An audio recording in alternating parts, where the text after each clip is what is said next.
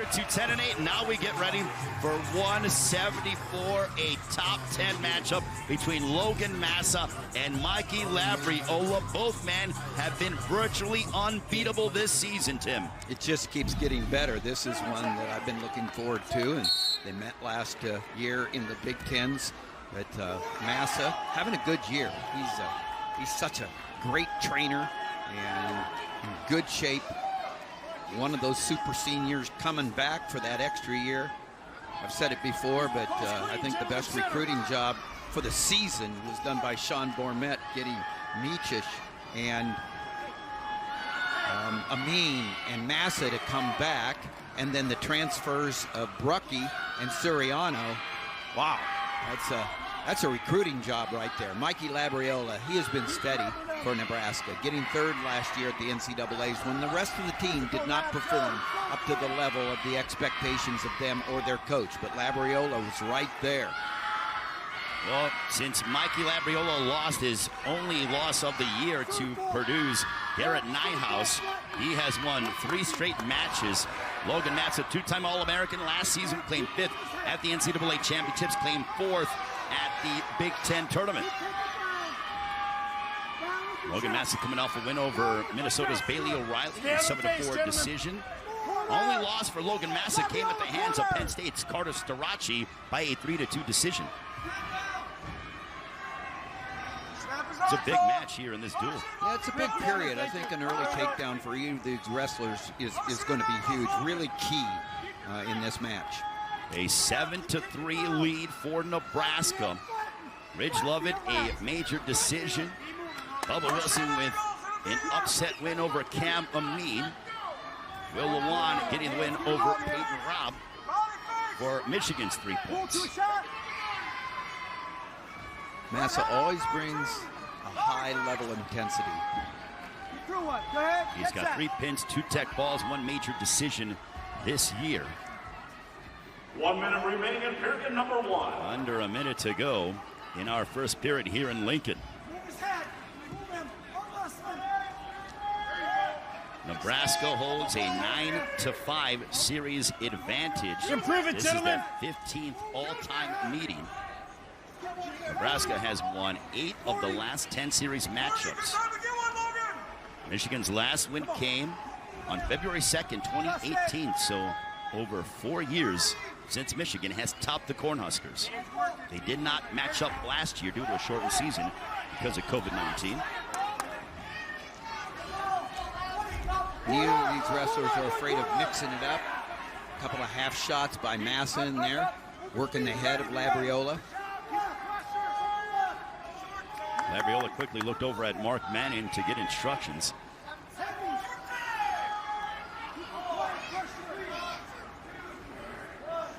We are scoreless as we head to the second period. For the most part, Tim, we have had some very close and competitive, riveting matchups. And Mark Manning's crew has come out in 2 of the first 3. Hold set. Green, cover me, go. Green. Labriola doing a good job getting to his feet. Still green. I like the way Massa's not going to give an easy escape there. Stays on top, regains control. Rolling through and has a nice sit through there. Massa putting pressure. Putting up a little bit of riding time. Nice mat return, but nice job right there. Did he get away? And the official says no. Back to the center. Good execution by Logan Massa here. 30 seconds of riding time. That was brilliant what he did, not giving up the escape and being physical. He kicked it into his second gear, Tim. Remember, we got that brief pause. 2, okay? Hold set. Caution on red. You get 2 before you're penalized. Certainly, as we go ahead and see that Logan Massa is on the back of Mikey Labriola, the junior out of Easton, Pennsylvania.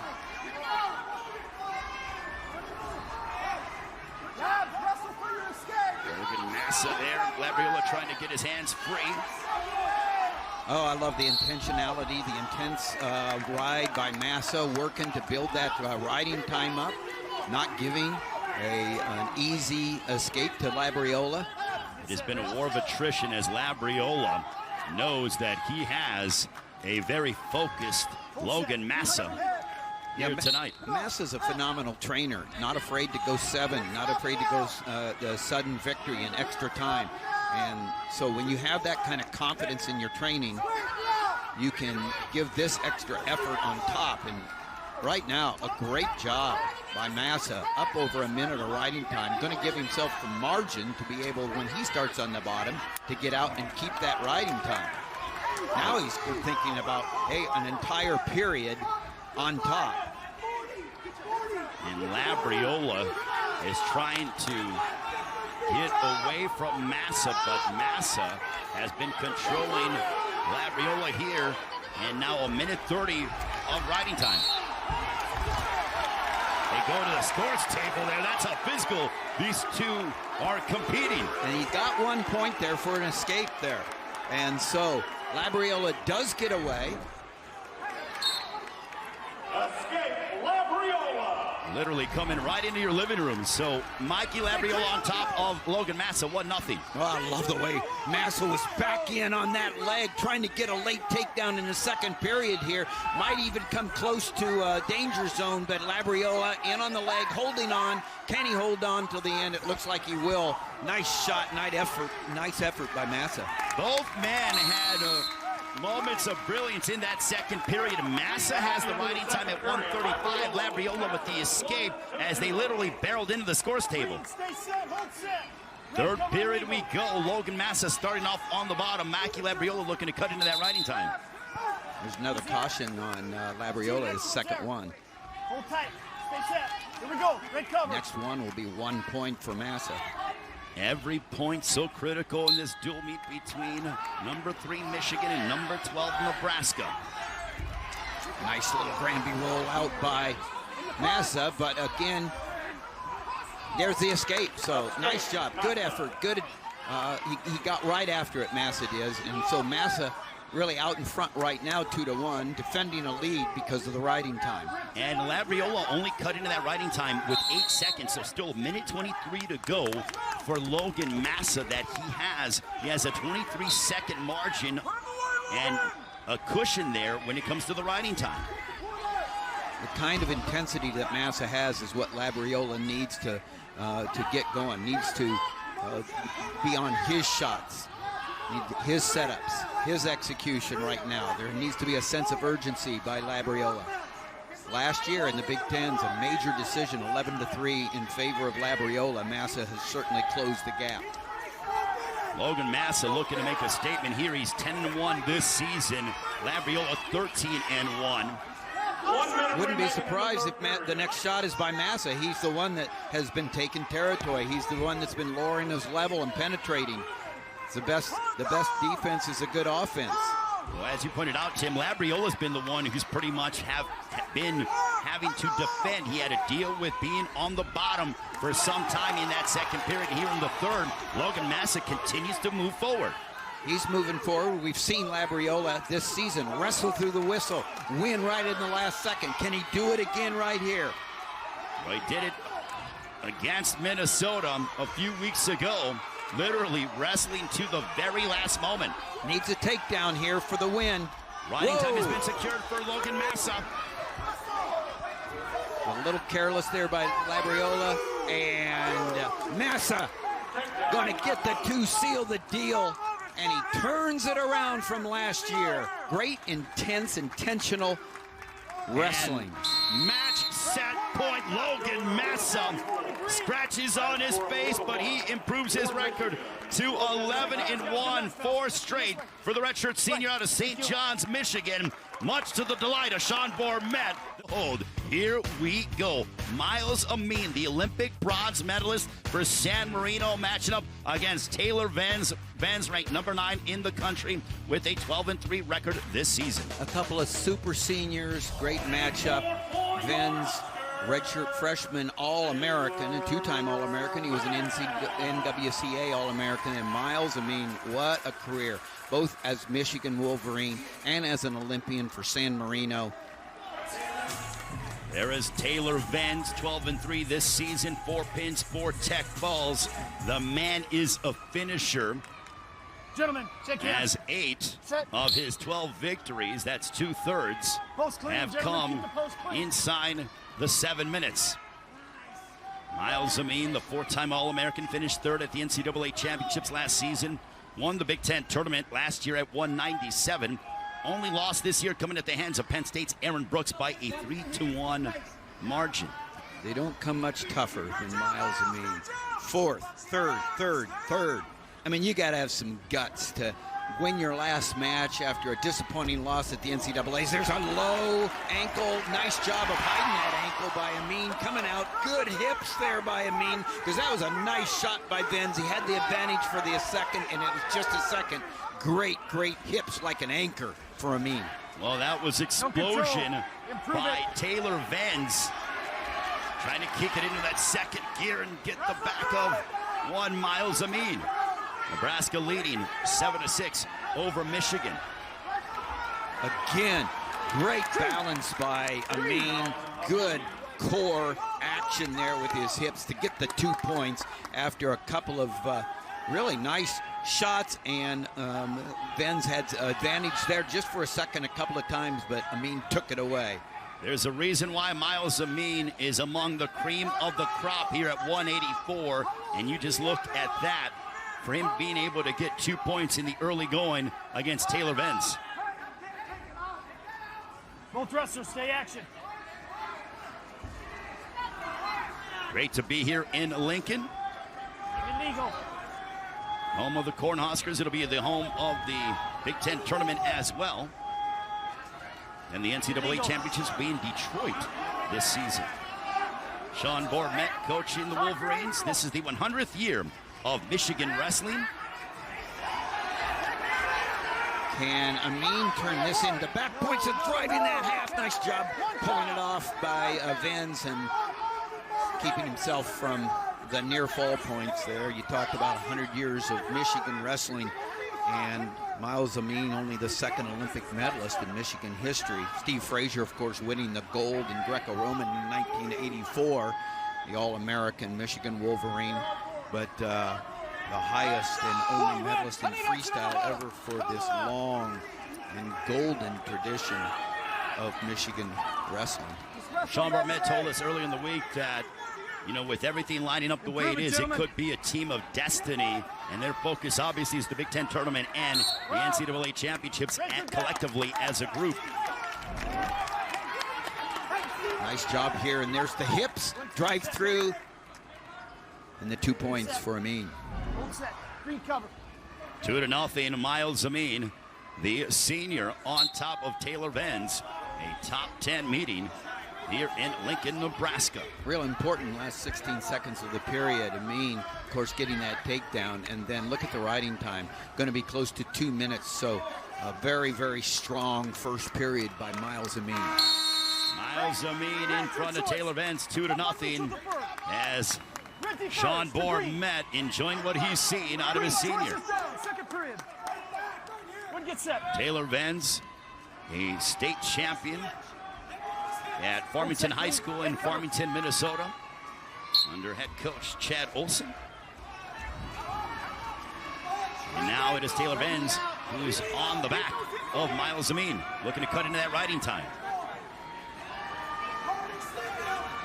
Venz has the leg in, working to stretch out Amine before he goes to work, trying to get those wrists, and inside there, trying to control the wrists. Can he get a turn now? I like the way Venz is wrestling. He's wrestling with some confidence, and it's been a tale of two Taylors over the past few years. Which Taylor is going to emerge? And last year he started finding his rhythm. And before, again, not having, oh, wow, nice job.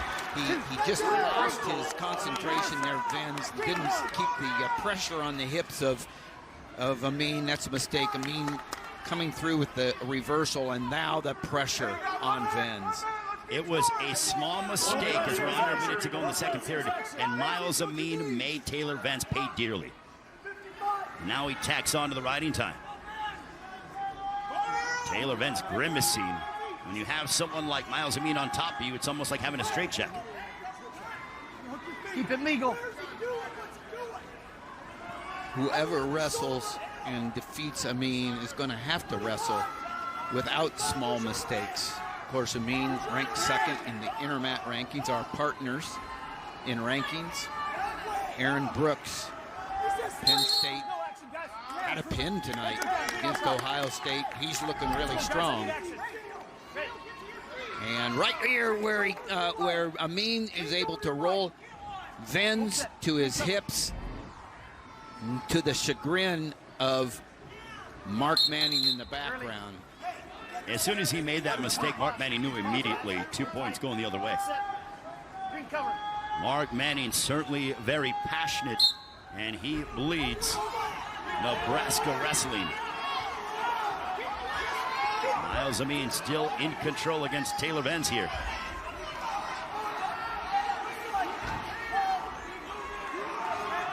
Amine not only really good at the control of his own hips and using the pressure, but he's been controlling Venz's hips and not letting him get any separation. That reversal and a ride to the end of the period again. 4-0, the lead for Myles Amine, and riding time clearly in the favor of the senior, the Olympic bronze medalist from San Marino. Sean Bormet looking on as his Wolverines trailed the Cornhuskers by a 7-6 margin.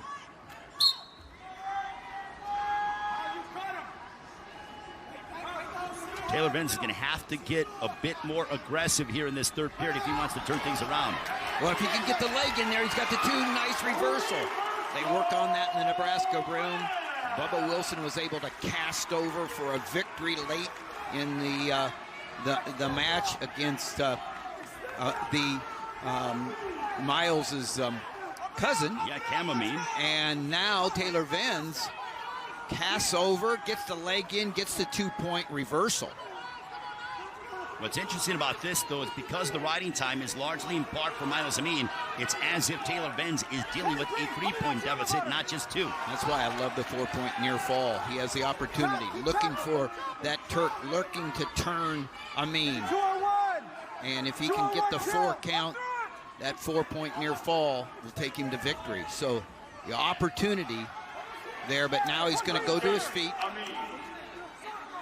So now you would figure Venz is down by 4. Yes, exactly. And Venz he had a nice low shot to begin the meet. And so he's looking to work the head, look for the angles and get a shot off, lower the level, penetrate. A lot easier said than done against the Myles Amine.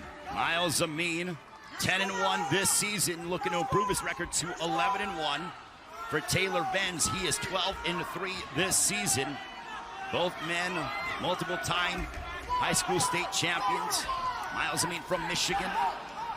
Taylor Venz. 2 more points coming for Myles Amine.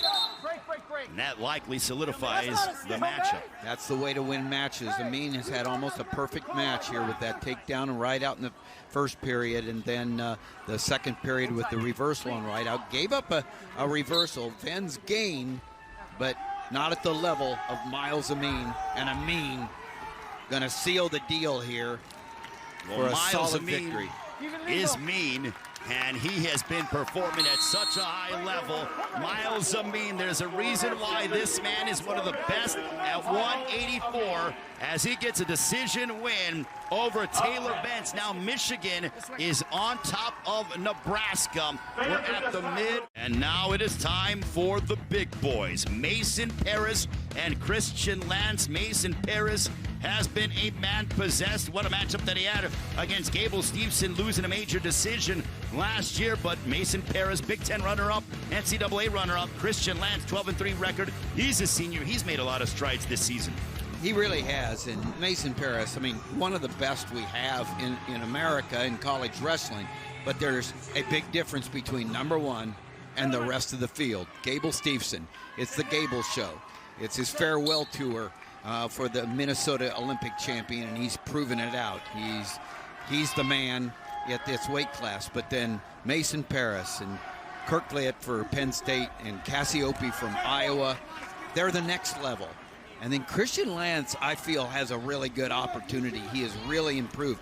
He's a seventh-year guy, started at Fort Hays State and now at Nebraska, and has just improved. And you know why? Travel Delagnev, the Olympic bronze medalist on the staff of Nebraska, really showing his influence in the advancement and development of Christian Lance. Christian Lance coming off of a decision loss at the hands of Northwestern's Lucas Davison a couple of weeks ago. For Christian Lance, the senior out of Nixa, Missouri. Mason Parris 9-2 this season, 4 pins, 2 tech falls, 3 major decisions.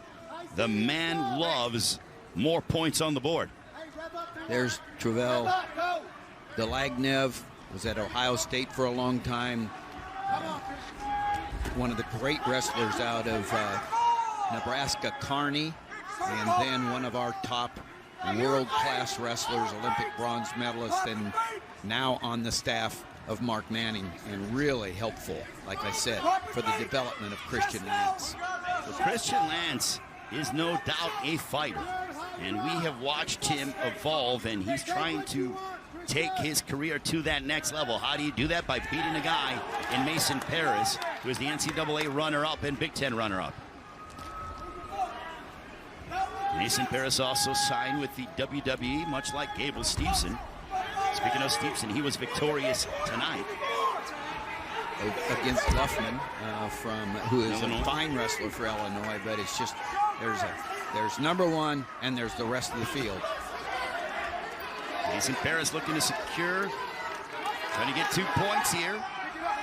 1 minute remaining. Nice job with the shin wizard there by Christian Lance, getting his hips back, fending off. You can see the intensity. They know this is a big opportunity for Christian Lance to close the gap, be in on this matchup with Mason Parris. Under a minute to go in our first period. Mason Parris and Christian Lance, no score. You would think that last year, Tim, that Lance would have given up that takedown. This year, that is not to be the case. We have seen him improve and evolve and grow quite a bit. I think you make a great point there, Ray. And again, he's just got a mentor in Delagnev and the opportunity, and he's taken advantage of it. But make no mistake about it, Mason Parris is an offensive machine. This guy loves to pin people and put them on their back. You make one mistake, Mason Parris will make you pay. Final moments of the first period. Nebraska on top of Michigan, 10-9, as we are into match number 7 of this dual meet. No score. Yeah, Lance will take 0-0 with 1 warning of stalling after the first period. I believe that is the 3rd match that has gone scoreless in our first period. So this has been extremely compelling and competitive. 2 top-tier programs matching up against each other. And 2 very fine-looking heavyweights. Well, heavyweight, certainly a division that people pay attention to, even more so in the world of combat sports and also Big Ten wrestling. Yeah, I like the way Lance has answered the call, because if you're going to compete at heavyweight, you've got to improve in many ways, and one of them is you got to put on the weight and put mostly muscle on. 2 years ago, Lance put on 25 pounds, and I'll tell you, he looks like most of it was muscle. He looks like he can compete at this level. Nice low-level shot by Mason, trying to cut the corner there above the knee, trying to shelf that, and Lance working to keep his far ankle away, keep the pressure on. Again, nice shin wizard there by the heavyweight, and a kick out. So we're even up at 1 apiece. No, there was no Beg points your there. That was a nice shot by Parris, and he just didn't get that finished. So Lance still in this matchup, 1-0.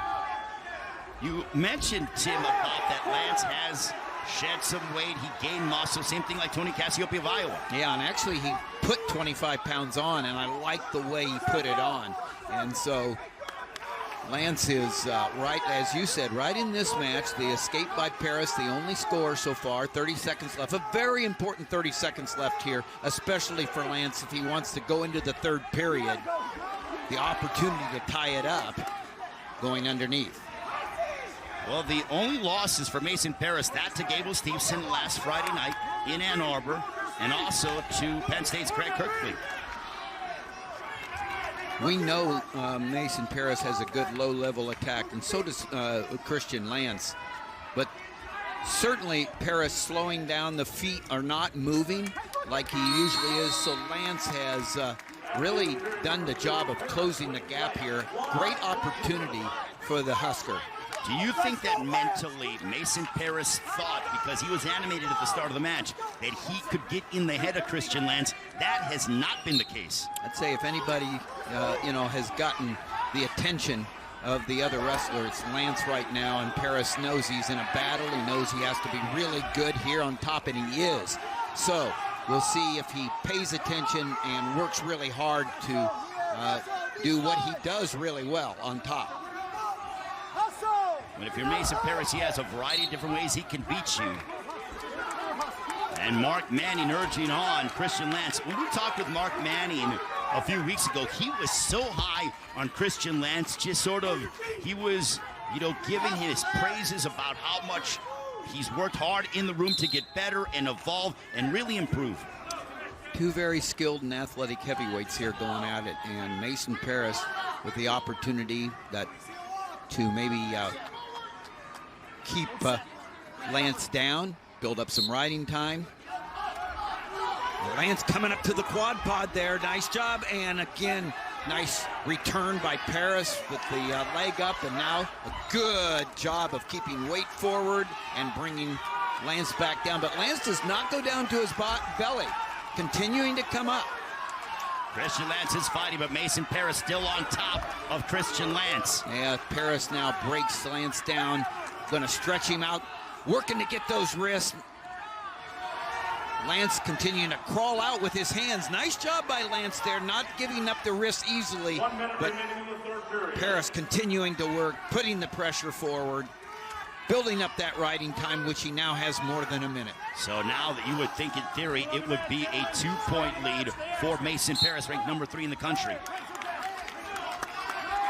What a close match between Mason Parris and Christian Lance. One thing I say about Lance, he's constantly moving. He's never staying in the same position, moving his feet, moving his hands. He's trying to get things to go his way, but he's dealing with a very powerful and a impassioned one, Mason Parris. Yeah, Lance isn't making it easy, but Parris really doing a nice job. And Parris will give him that right now. He's got the riding time, so it's now Lance has to take territory, look for the opportunity, but he's not there. He's not going to catch Parris leaning in, and so a little shot by Lance there. Parris is able to stop him, run around for the 2, and going to come away here with a victory, but it was hard fought. Christian Lance closing the gap and showing why he'll be dangerous in the NCAA tournament in the Big Tens. It wasn't an easy night at the office for Mason Parris, but yet again, there's a reason why this man has been and accomplished so much in his collegiate career. Mason Parris will improve his record to 10-2 with a decision win over Christian Lance.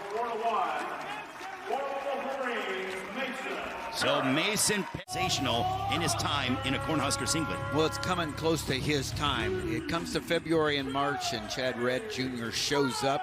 Been on the podium 4 times, 4-time All-American, and he's at home here. Big matchup against Micic, the Olympian, and Micic up to 141 after being at 57 kilos for the Olympics, and that's a lot to be adjusted to, and he's had a season of adjustments and getting used to folk style as well, also after a few years away. Well, Micic has finished 2nd, 3rd, and 4th at the NCAA championships, former Big Ten champion. Three-time Indiana high school state champion at Hanover Central. For Chad Red, 6th place at the NCAA championships last year, 4th place at the Big Ten championships. Gave a heck of an effort, losing to Rutgers, his very own Sebastian Rivera, 4-3. How about this weight class in the Big Ten? Sebastian Rivera, Lee, and Ironman. Berglund with the big upset over Micic last week, and now there's 2 for Red coming out strong against Micic. Chad Red very aggressive to begin. This 141-pound matchup. Michigan has solidified the dual meet. They are on top, 20-10 over Nebraska. Nebraska, this will be their 3rd loss this season. They've lost to Purdue, Minnesota, and now Michigan. Michigan, their only blemish on their dossier, that coming to Penn State. Nebraska will be at Penn State on Sunday here on the Big Ten Network. Go Red. 1 Red. 3 Red. 3 Red. Chad Red from New Palestine High School, 4-time state champion in high school as well. Was actually coached by his father. I like the way that Red there went to the leg, kept some more riding time, allowed the count to go to about 3, dropped back on Micic, build up 32 seconds of riding time after that quick takedown. 2-1, the edge for Chad Red, ranked number 8 in the country. Micic, number 11. Off the elbows. You go. Now, Micic this year is 3-2. Tim, why do you think that he hasn't been as successful here at 141? Is it just different mentalities, and is it the Olympic hangover that he suffered? You know, he was obviously competing at such a high level. Well, there's a nice takedown by Micic. Goes out in front now. Has the Turk looking to elevate that back leg, to turn those hips, to try to turn the shoulders. So tough, and I think I mentioned a couple of things. When you come up from 57 kilos, which is effectively about 125 pounds, to 141 in just a few months, that's a lot of weight to adjust to. And there's the count. Is he got 2 counts? He does, I think. Got 2, holding the 2. So Micic's coming on strong. And then the rust, getting back to the folk style after a couple of years of freestyle when he had redshirted, Olympic red shirt, and then took the red shirt last year. So a couple of years away, and they're looking to see if their count was right for the near fall. They're going to take a look at it. 1. And looking for 45 degrees. 1. And he gives 2 there. And Micic's thinking he should have had the count, and here's another look at it. Could be swiping right now. He swipes, and Red does a nice. I don't think it would be any more than 2. I've got it. We're gonna wipe it. They're gonna wipe it off. Wow. After review, no near fall. He was not in criteria for 2 seconds. Heads down, Cruz on top. So take the 2 points off the board. And now it's 3-2 as Micic on top of Chad Red by only a point. And Red can even it up. Yeah, Micic was working hard there, and Red did a nice job of rolling through. And that's why they took it off. He did not have the 2-second count there. And now the escape by Chad Red, it's all tied up. And if it stays this way after the first period, we've had about the most active first period of the whole night. Absolutely. And we were expecting it. Well, Chad Red started off strong, and then Micic took it right back, and now we're dead even as we head towards the second period. 2 high-level 141-pounders going at it here in Lincoln, Nebraska on the Big Ten Network. Ray Flores, Tim Johnson. Michigan looking for that extra cherry on top, as they so like to say, as they have their first win over the Cornhuskers in 4 years. Oh, nice job of flattening out Micic by Red there, going to that near wrist. A lot of pressure on the head. Again, I like the way that Chad Red is working on top. Looking the leg right there, got that near wrist, has Micic flat. Micic in a bad spot here. Chad Red, 9-2 this year. Four-time All-American. Micic having a very difficult time here on bottom.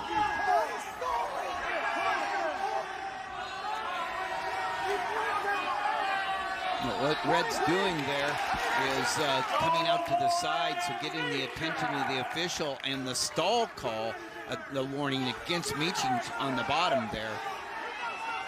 Red doing a nice job of making it look like he's working hard there for something more than just a ride, but actually really nice job of keeping Micic flat. Oh, very animated Mark Manning saying, look, he's stalling, he's stalling.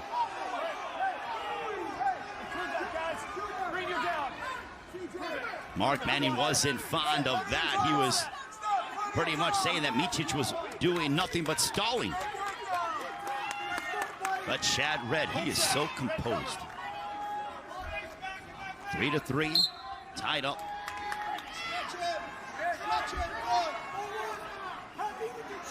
Micic looking to come to his feet.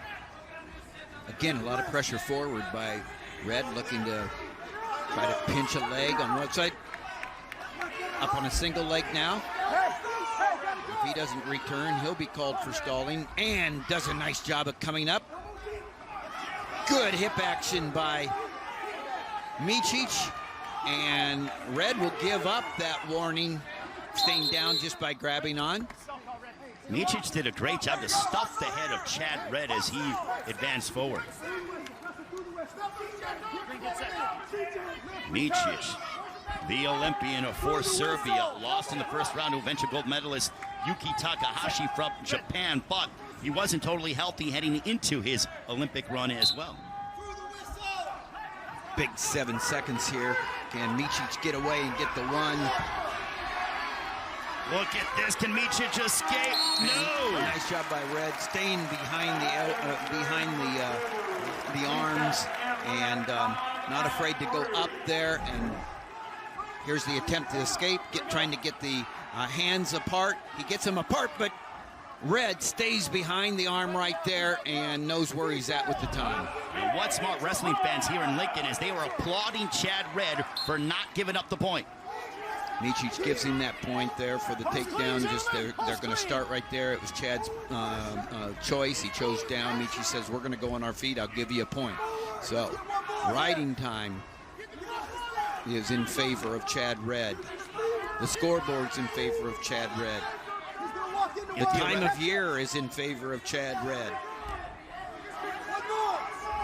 These are the kind of matchups that Micic, you would think, wants to win to prove to himself and also the rest of the division that, look, he's still a force to be reckoned with. Yeah, and he is, and he's working towards that, and there's still a month from the Big Tens, and every day of that will be to Micic's favor as far as getting ready for it. But Chad Red doing a nice job at dropping in. He's going to get the 2 points here if he can continue, if he can pop his head. Red looking to get 2 critical points. That might clinch. 2. And that's now a 6-3 advantage for Chad Red over Stevan Micic.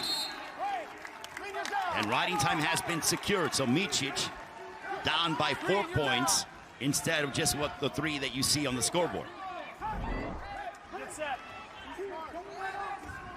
And the 2 points, I think they're a little faster than the official gave him, but he gives the 2 points. And Chad Red having just an excellent performance here. Nebraska coming up a bit short in the meet, but they can point back. They came so close in a couple of matches, and you always look back the what ifs, but we thought this meet was going to be highly competitive, and it was from start to finish. Here, can Chad Red finish it off on a highlight for the Huskers? Improve it, gentlemen! Chad Red will likely improve his record to 9-2 or 10-2 this season. He's 9-2 now, and what a win for Chad Red over Stevan Micic. They're moments in a season. To me, this is it for Chad Red Jr. Statement victory. Highly impressive here. Micic has some work to do, losing twice in a row, or 2 weeks in a row.